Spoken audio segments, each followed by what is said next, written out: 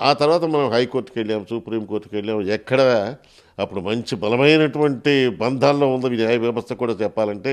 ఈయన విషయంలో మిగతా సంగతి నాకు తెలియదు కానీ ఈయన రామోజీరావు గారి ఇష్యూస్లో మాత్రం ఎంతమందో మహామహులంతా ఎనకమాలండి ఆయన సపోర్ట్ చేస్తున్నారు. ఎంత దుర్మార్గమైనా సరే వాళ్ళు కళ్ళు మూసుకున్నారు. వాళ్ళు కూడాను వాళ్ళు మహామహా పొజిషన్స్లోకి వెళ్ళాడు.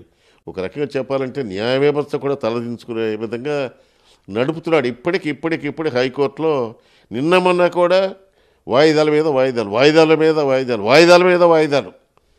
Very trivial matter. దాన్ని కూడా అది రానివ్వకుండా ఆ ప్లేడర్ రాడు, అటెండ్ అవ్వడు, జబ్బు అంటాడు, అది అంటాడు, ఇది అంటాడు, ఇవన్నీ అంటాడు.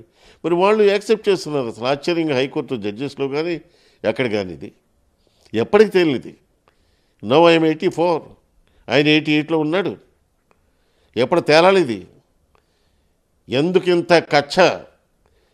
ఇది ఒక్కటే కాదండి, మిగతా దాని మీద కూడా. ఇప్పుడు వైజాగ్ది ఉంది, ఆయన వర్మగారు అని చెప్పి ఎక్స్ చీఫ్ సెక్రటరీ సన్. ఆయన కొన్ని సంవత్సరాలు అయిపోయిన తర్వాత ఎట్టండి ఏమైనా మూవ్ చేస్తే సుప్రీంకోర్టు డైరెక్షన్ ఇస్తే అప్పుడు బయటకు వచ్చాడు ఈయన.